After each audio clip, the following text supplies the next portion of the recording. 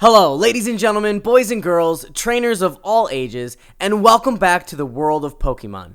My name is Professor Noki, and you're here once again for the midweek discussion on Noki Talks.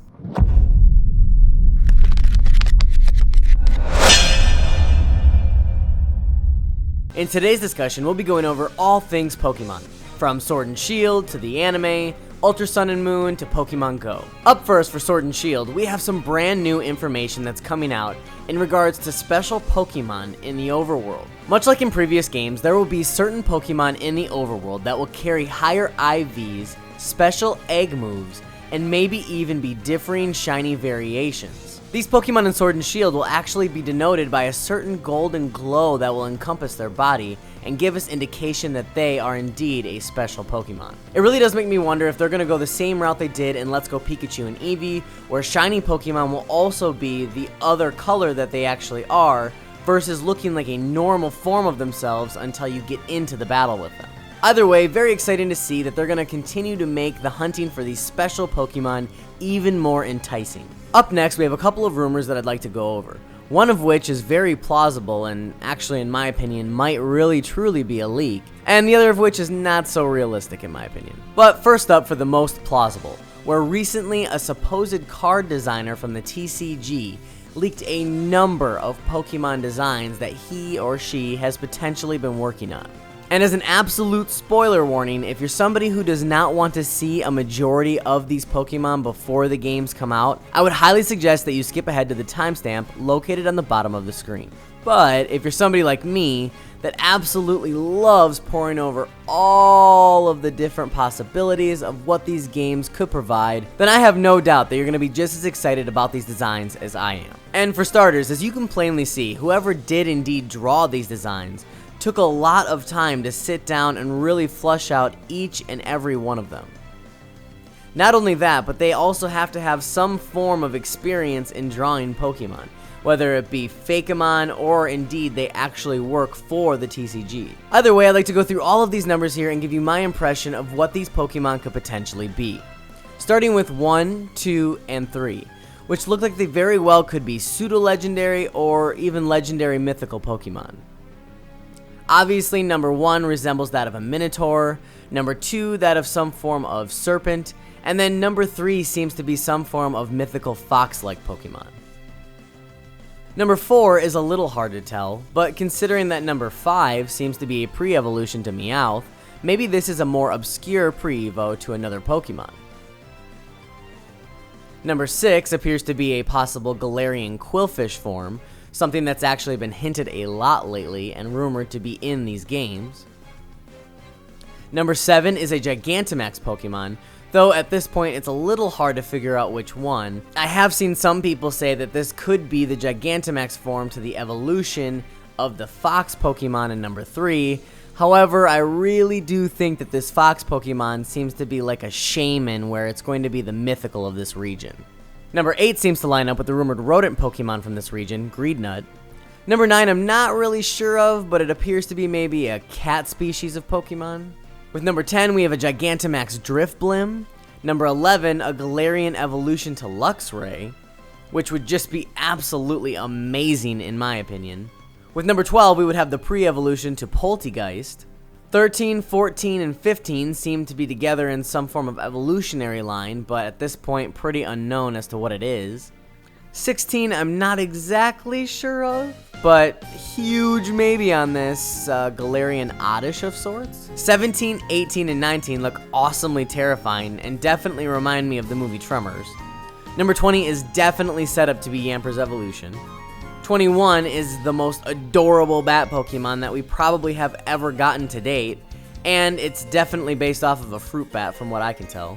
22 and 23 seem to be Galarian evolutions to Vanillite, or maybe just a new 2-stage evolution from Galar that's similar to Vanillite.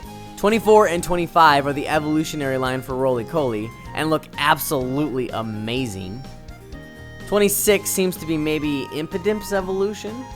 27 and 28 are either Corviknight's pre-evolutionary line or the secondary bird line from this region.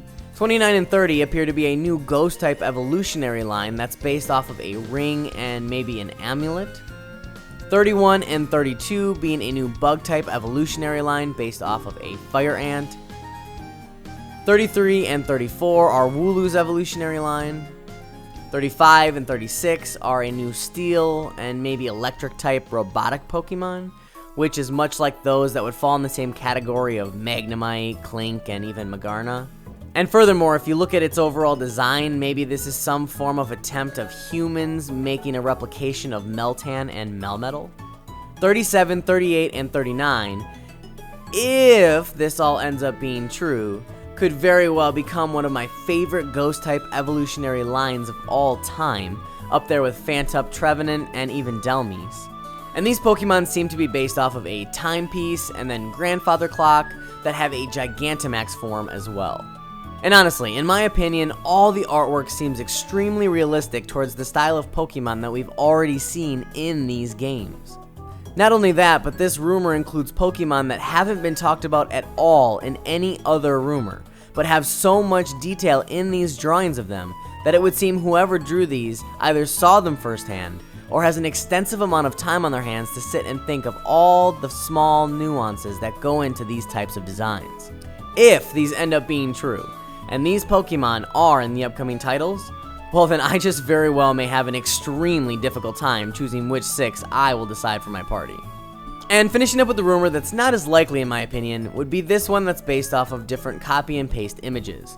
And really ultimately this gives only a vague hint towards things that have already been kind of known and talked about for quite some time now. And the fact that indeed they just copy and pasted images that are unoriginal is honestly something that anybody could quickly whip together. Moving on to the Pokemon anime, we have an episode of Pokenshi that's set to air on October 27th in just a few days that will be showcasing the latest information for the anime. Officially also it was revealed that Team Rocket will be appearing in the new anime alongside fan favorite Wobbuffet, who's been with them since the Johto days and would have been absolutely depressing if they had not included in this series of the anime as well. Next, we have the Sun and Moon anime, which finishes out Ash's pursuit of the Alolan League. Now, he defeated the League by defeating Hao. That rhymes. Either way, he still had to take on Kukui to secure the title of Lord Supreme in Alola. And I won't divulge any spoilers here. There's an entire breakdown on Cerebi if you don't want to wait. But from what it looks like, this is quite the intense battle that includes Tapu Koko joining to take on and test Ash's skills. And finally, we also have some very intriguing news that on November 10th, it is being reported that there will be a special episode of the Pokemon anime aired in Japan, which, being in its close proximity to the release of the new games, seems very uncanny. And likely this episode will include a lot of brand new information about the upcoming series of the anime in the Galarian region. And speaking of Sun and Moon, for those of you who are not aware, you are actually able to receive a shiny Solgaleo or shiny Lunala at your local GameStop, happening now until November 10th. And all you have to do is take your smartphone device with Pokemon Pass downloaded onto it to the closest GameStop location. Each Pass account is capable of downloading 3 activation codes for this event, giving you the ability to get both shiny Pokemon if desired.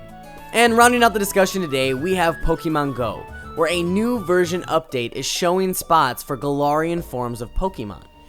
Curiously, this leaves out anything for Koffing, indicating there will probably not be any special form for Koffing in Galar, and rather only for its evolution. Also, in another example that the curators at Niantic are definitely human, they accidentally activated next week's server event a couple of nights ago, allowing for shiny Skarmory and the Regis to appear briefly in the game.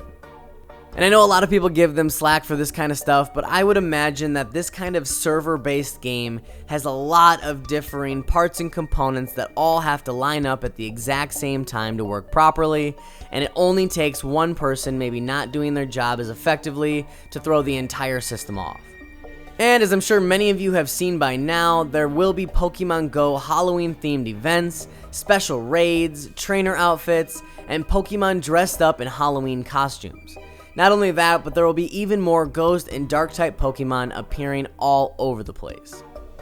And since I recently finally got a new phone that's capable of doing anything smart at all, I will be jumping back into Go soon to get in on the Pokemon collecting. I thoroughly hope you enjoyed this video today and all the changes that I'm making to this channel. Please consider liking and sharing my content if you would like to help support this channel. Thank you so much for watching, and until next time, this has been Professor Noki signing out once again for Noki Talks.